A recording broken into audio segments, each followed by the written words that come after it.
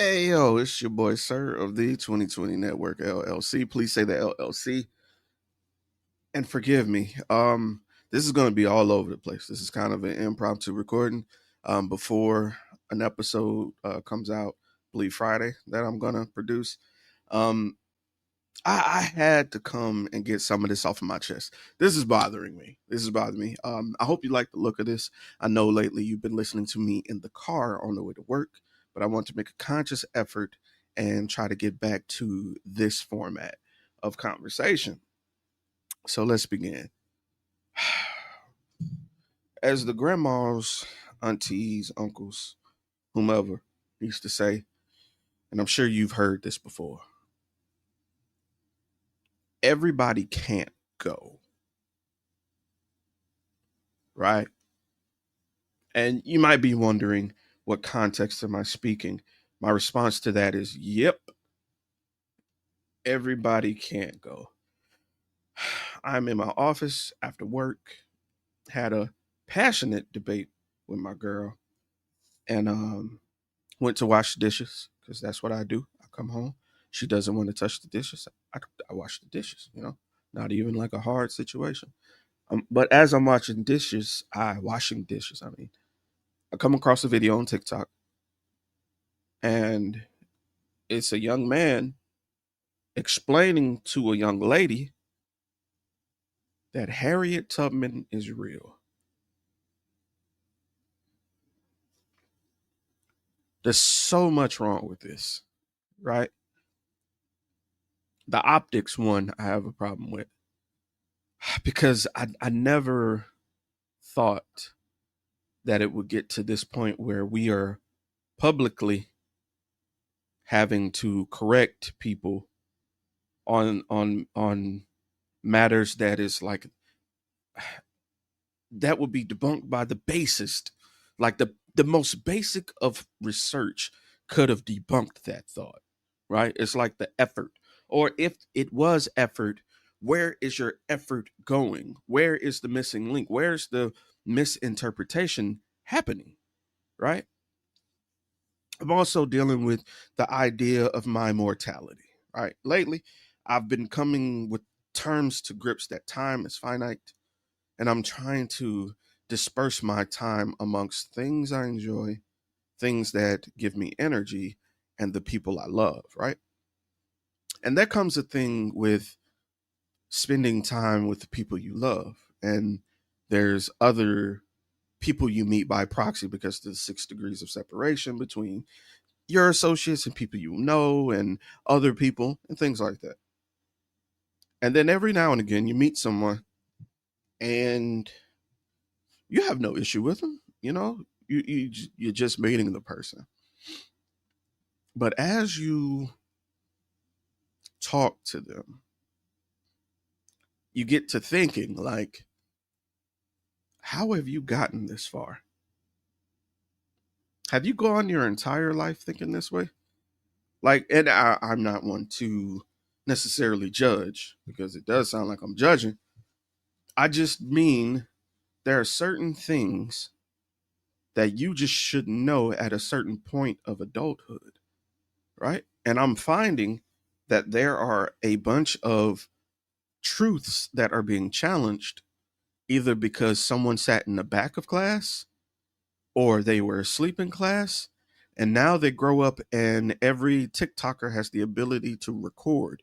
It is fucking insane, some of the things that you hear. I'm not even talking about the Deontay Kyle situation. I'm not even talking about the shit that happened at the Sanger Theater. And if you're local, you know what I'm talking about. If you're not, I'll get to that in a minute.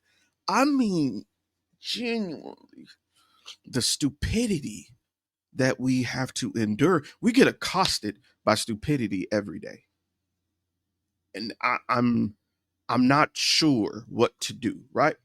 We just had the conversation with Deontay Kyle, and I am actively, in terms of those around me, I am doing my part in creating a safer space for Black women, right? It's a mission of mine.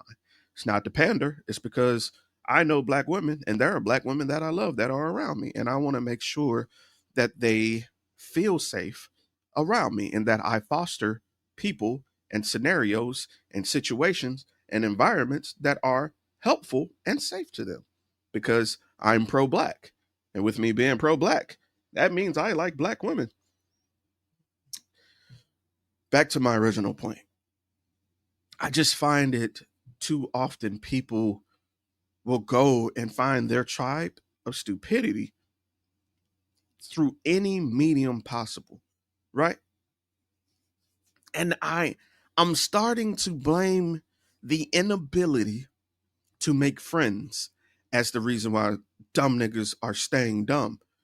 And I can back this up. This makes sense to me. If dumb niggas are alone, all they have is their own point of view, right? If they don't know how to talk to people, if they're antisocial or introverts, because everybody claims they're an introvert, but not necessarily an introvert. And just because you're moody in a corner and think you're cool doesn't mean you're an introvert. That means you have no social skills. Having social skills and being able to communicate, but still choosing to prefer to be alone, that's an introvert, right? You niggas just don't know how to talk to humans. And I'm noticing that it's the 20 somethings and some of the early 30s where people just don't get it. It's like they didn't have the privilege of sitting outside and having to interact with people until it was time to come in. It's like they didn't ride bikes with other people. It was like they were left indoors or were cooped up and never contacted another human except outside of school, right? Or excuse me, except within school. So we have this situation. You have people who don't know how to talk to people, right? They don't know how to form a complete thought. They can't critical think, right? Excuse me. Let me speak better since I have my degree in this now. They can't critically think. They're emotionally stunted and they are just recording whatever comes to their brain and they say it online because that's their community. When someone likes their video or comments under their video, that in a pseudo mindset is the same as having someone agree with you in person or someone or all people agreeing with that thought. That's not how critical thinking and socializing works, right? The thing about poverty and why I appreciated it so much is all we had was each other. Sure, everybody had their video game systems whom you could go over their house sometimes. Sometimes you couldn't. Long story. Sometimes you could spend the night. But essentially you had your clique that you were playing with outside, right? And with that clique, and I can name the people I ran around with outside. With that clique, you learned like the nuances of speaking, the nuances and the dynamics of being a friend or looking out for each other as a group as you're out riding bikes or whatever you're doing. You learn those things. It isn't something that you can feel or learn through the internet. You have to actually be there in person, right? There are certain cues and social dynamics that you can't read about and apply. You have to experience it, right? Like empathy. Empathy is really hard to really gauge when you're not in person. I could give you an example. Someone could send you a text message and says thoughts and prayers, or someone could come and approach you and hug you and ask you, "Are you doing? Like how are you? What do you need from me? What can I do?" Like that is two starkly different things. Knowing what to say, how to act, when to do it, and so on. With people missing that step, they don't know how, like Deontay Kyle said, they don't know how to handle rejection. And I'm gonna zoom out a little bit, right? Rejection doesn't only apply to romance or sexual desire or need or propositions. Rejection can come in the form of behaviors. or ideas. Like rejection can come from any presentation that has occurred. You might say, yo, I think the sky is gray. Someone can reject that, but like, no, the sky is blue. And someone would tell you, no, that's not the sky you're looking at. That is moisture in the sky that is blue. So things like that have to be a regular occurrence growing up. I'm gonna give you an example. I'm gonna put myself on the front page. As a child, for some reason, I don't know, I just assumed everything was in New York. I assumed Hollywood was in New York until I was about 6 years old. I just knew Hollywood was in New York because in the South, listening to music and stuff, looking at TV and everything, I thought the place to be was New York. So I thought Hollywood was in New York, but then finding out it was in California. And yes, I might have been embarrassed when they checked me because, children have no filter. But I'm thankful that I didn't go through my teens thinking personally, nah, man, Hollywood and New York. Like, don't really think about how many times you've been incorrect and your friend pulled you aside. Or how life lessons come from those. I'm getting frustrated. Life lessons come from those who don't just sit there and agree. They check you. Like, nah, they challenge it, right? They don't go along with everything just because you presented a different idea from everybody else. You being what's the word? When someone always goddamn going against something, like it starts with the A or something. But anyway, someone who always tries to go against the grain is so annoying when it's unnecessary. Like arguing that the earth is flat is idiotic now. It's just certain shit that comes up that we should not have to discuss anymore. I'm gonna give you another one. I was with a friend, and friend, if you're listening to this, please forgive me. But this has got to be, we got to save the world, friend. So I got to talk about it. I love you though. You know you. I love you. A friend wanted us to meet her guy friend. They have been dating, right? And so we go to our little sit down and we get to talking. And, being the only guy, well, one of the only other guy to the gentleman who's there, I'm trying to make sure he's comfortable, right? I'm trying to make sure he's cool. Trying to, we brought snacks. I'm letting them know, hey, bro, we brought these for the group. You are welcome to the snacks. We brought water. You are welcome to the water. Relax. This isn't one of them times where you got to like worry about being judged for eating or drinking something. Nigga, we are in the sun. But anyway, that's another story. But as he did get comfortable, and we are friendly people. But as we got to conversations, like got to conversing, because I don't want to say conversating. As we got conversing, me and another young lady were discussing science, something I'm passionate about. I like talking about science and history, very passionate about it. As we got to discussing science, I saw the young man's eyes light up, like he wanted to say something or ask a question. So we invited him to take part in our conversation. And he asked us, he was like, I don't want y'all to think I'm crazy. I'm like, bro, we some free thinkers. What you got?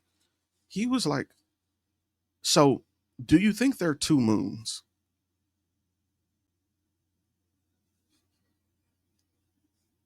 And as soon as I heard that, I immediately regretted opening up the floor. He asked, did I think there were two moons? He said, well, because sometimes, the moon is really close and you can see it full and all that. Other times it's like far away. And one of our other friends who's there, I just immediately lock eyes with her. Black folks, you know that look. When something happens, I'm gonna demonstrate. When something happens, you may look like this, and I just locked eyes really hard, and I knew that this wasn't it. Now, the young lady who brought the gentleman, I ain't even look at her. I wasn't even gonna look at her because if I did, I wear my thoughts on my sleeve, and she does too.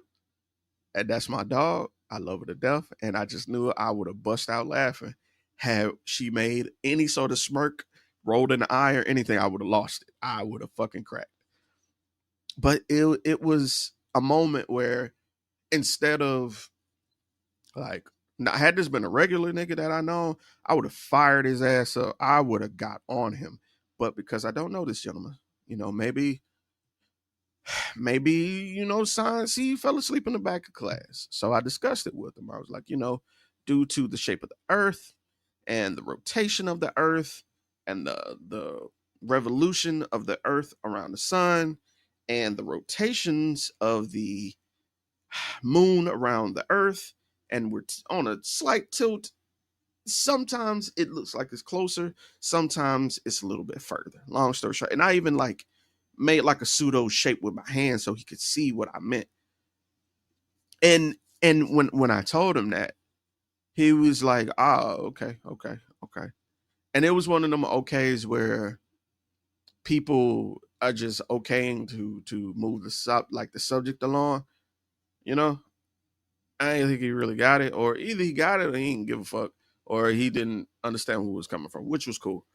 But we got further along into other conversations, and we got into shout out to FD Signifier. Oh God, man, and I'm gonna admit this. I was not a FD Signifier fan at first. I thought he was an old nigga just rambling about shit. Well, he is an old nigga rambling about shit, but I agree with him on a lot of shit. And it's just interesting the way he puts things. He just ain't out here pulling shit out his ass. He makes sense. But anyway, go sub to FD Signifier. Great guy. Uh, great content creator. I mean, I never met the nigga. But anyway, my point was this.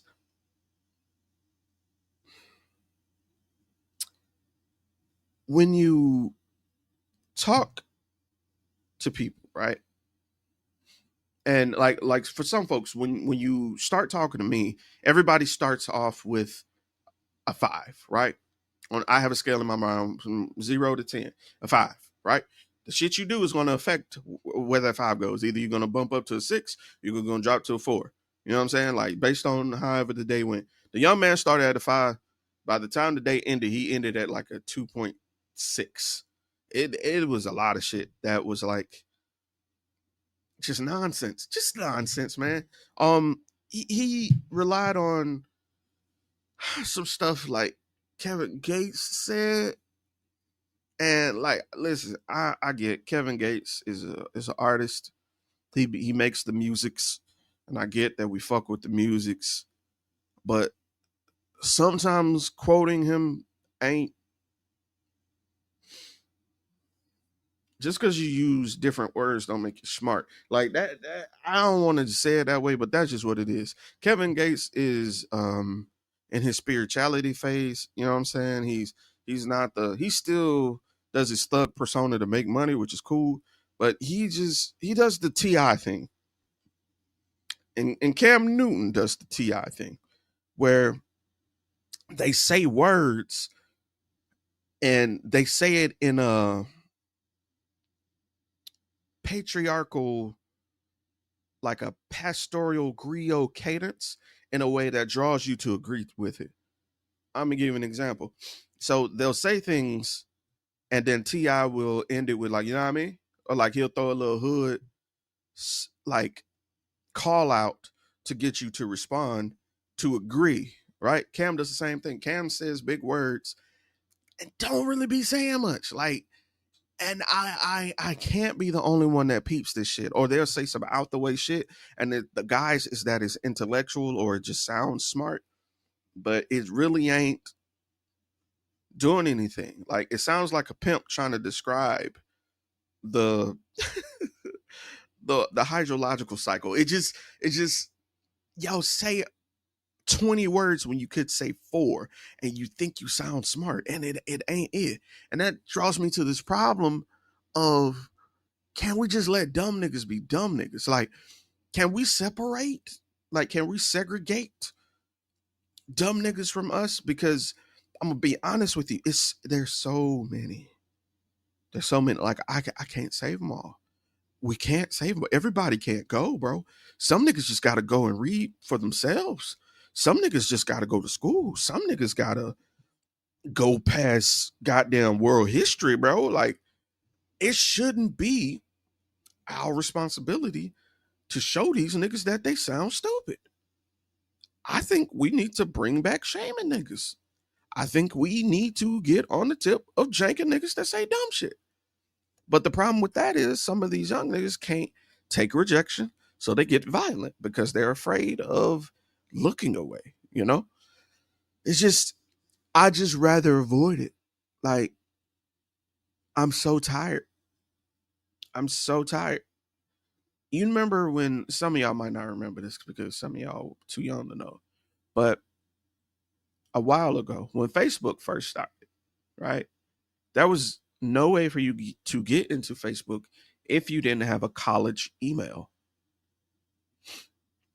We need to figure out how to make that work in real life. Like, if you haven't achieved a certain level of smart or just literacy or emotional intelligence, you shouldn't be able to speak out loud. Like, maybe you can have your small circles, but on certain platforms, man, this shit got to get regulated. It's so much just generally dumb shit. Do y'all remember back when COVID was around and Trump mentioned, bleach? I'm not going to say what to do with the bleach, but remember he mentioned bleach? Do y'all remember? Do y'all remember when? And then and that gives rise to like all these intellectual scams, right? Right. They play on your intelligence, and the scams weave in. For instance, I remember, and Lord forgive me, I'm about to come for y'all, blame me. I remember during COVID, at the peak of like this isolationism that we were experiencing, where we had to sit down and think and breathe and live for ourselves and really see how some of us would not make it in the apocalypse. But do you remember all these different products coming out that just claimed to be for your health and was just not? Like, I remember seeing one, the Yanni egg and Yanni steaming, that was supposed to uh, clear infections and all this stuff, and people was just selling y'all rocks to put in your hoo ha, right? And then they had one for your feet, that where you put you soak your feet in this stuff, and then it extract the toxins out your body through your feet. And then they had this lady, they dropped some in the water, lady put her feet in, and the water turned brown, and it wasn't anything to do with extracting toxins. It was just a chemical reaction of the shit they put in the water. It is so much shit that we fall for. Like, we get scammed into paying attention to. And I just genuinely feel like we should take the time and just not. I don't know what it's going to look like in the next 4 years, but I expect it to get worse. The only thing you can do is protect your peace. We can't be responsible for educating them all. Bro, all of them can't go. Some of them are going to fall off and just going to work at Hardee's for the rest of their life. And that's just going to be it. Like, some of them are just going to be dumb willingly. And that's just going to have to be it. We will have to take care of the ones who aspire for greater, who want to do more, right? And God is just going to have to sort out the fools. Because what do you look like arguing with someone who doesn't know the difference between two, and two? Like, really sit on that, man. Like, literacy is going back into the toilet, and you sitting here arguing with someone whose only book they read was a Dr. Seuss book or a Goosebump book. Preserve your peace and just move on. Oh my God. My head hurts. But real quick, I want to give condolences to the family of the gentleman who was shot and killed in the Sanger Theater incident this past weekend. It was quite unnerving that someone would be killed at a children's dance recital. And with that being said, I also want to discuss some of the other shit that went on that day. Like the lady who filmed them trying to resuscitate this man.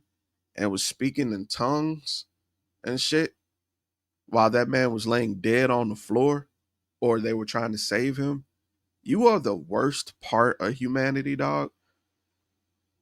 And to all of you, and she went live and was so-called praying for the person and was speaking in tongues, showing them trying to save this man's life.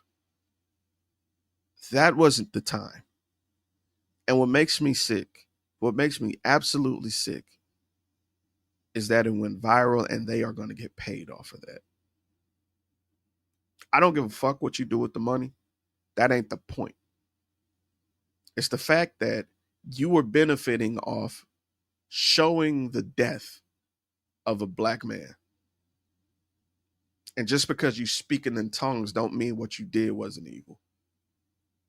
I honestly hope you burn in hell. But let me chill out. I'm not that type of Christian, or any for that matter, according to y'all. But anyway, y'all be great. I'm finna get off this horse. Again, prayers to the family of that young man. That was unfortunate. I absolutely hate it. Coming up this week, Squad Goals will return. Myself, Chuck, Dub, and Husky Hokage will be doing this episode. I'm going to release it to y'all early because I feel like I owe it to you. Squad Goals is something that's near and dear to me, and I know you would want to hear the perspective of 4 black men as we discuss what it means to be accountable for other black men. That being said, y'all be safe. I love you. Stay safe.